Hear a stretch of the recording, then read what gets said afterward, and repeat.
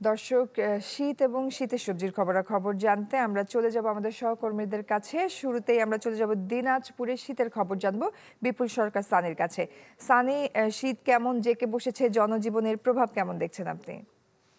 জয়ী, আপনি জানেন যে অবস্থানগত কারণে দিনাজপুরে শীতের প্রকোপ বেশি থাকে। উত্তরাঞ্চলে যেসব জেলায় শীতের প্রকোপ বেশি থাকে তার মধ্যে দিনাজপুর, পঞ্চগড়, ঠাকুরগাঁ এসব জেলা রয়েছে। এবং গতকালকে দিনাজপুরে যে তাপমাত্রা রেকর্ড করা হয়েছিল 11.1 ডিগ্রি সেলসিয়াস, যেটি গতকালকে সারা দেশের মধ্যে সর্বনিম্ন এবং একই সাথে এই মৌসুমের মধ্যে সর্বনিম্ন।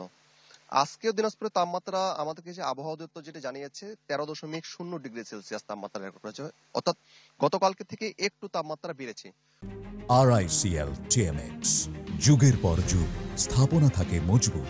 তবে হিমেল বাতাসের প্রভাব রয়েছে, সকাল থেকে হিমেল বাতাসে আমরা দেখেছি এবং পাশাপাশি গতকালকেও যে হিমেল বাতাসের প্রভাব ছিল, ঘন্টায় 5 কিলোমিটার বেগে হিমেল বাতাস ছিল, ফলে জনজীবন কিন্তু একেবারে বিপর্যস্ত হয়ে পড়েছিল। এবং যে বিশেষ করে খেটে খাওয়া মানুষ, দুস্থ এবং নিম্ন আয়ের মানুষের মধ্যে আমরা চরম দুর্ভোগ লক্ষ্য করছি। গত কয়েকদিন ধরে শীত আস্তে ধীরে ধীরে বাড়ছে, তাপমাত্রা ধীরে ধীরে কমছে, ফলে এই দুর্ভোগটা কিন্তু বেড়ে যাচ্ছে। এবং এখানে যারা খেটে খাওয়া মানুষ রয়েছে, নিম্ন আয়ের মানুষ রয়েছেন, তারা বলছেন যে শীত মৌসুম আসলে তাদের যে আয় উপার্জনে ভাটা পড়ে, সেটি তো রয়েছে। একই সাথে দুস্থ এবং অসহায় মানুষের মধ্যে গরম কাপড়ের চাহিদাও দেখা দিয়েছে।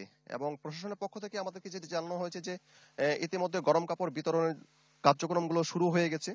এবং শীতের মৌসুমে শুধুমাত্র এই এই দুস্থরাই নয়, বিশেষ করে শিশু এবং বয়স্করা, তারা নানান ধরনের রোগে আক্রান্ত হচ্ছেন, শীতজনিত রোগে। এবং এই শীত থেকে বাঁচতে চিকিৎসকরা মোটামুটি ভাবে পরামর্শ দিয়ে যাচ্ছেন। এবং আবহাওয়া অধিদপ্তর আমাদেরকে যেটি জানিয়েছেন যে এই ডিসেম্বর মাস জুড়েই শীতের প্রকোপটা মোটামুটি ভাবে বাড়তি থাকবে, শীতের যে তাপমাত্রা সেটি কমতি থাকবে। এবং এই মাসেই এই জেলার উপর দিয়ে শৈত্যপ্রবাহ বইবে এবং এই মৌসুমে এই জেলায় বেশ কয়েকটি শৈত্যপ্রবাহ বইবে, এমন একটা আভাস দিয়েছে আবহাওয়া দপ্তরের কর্মকর্তারা।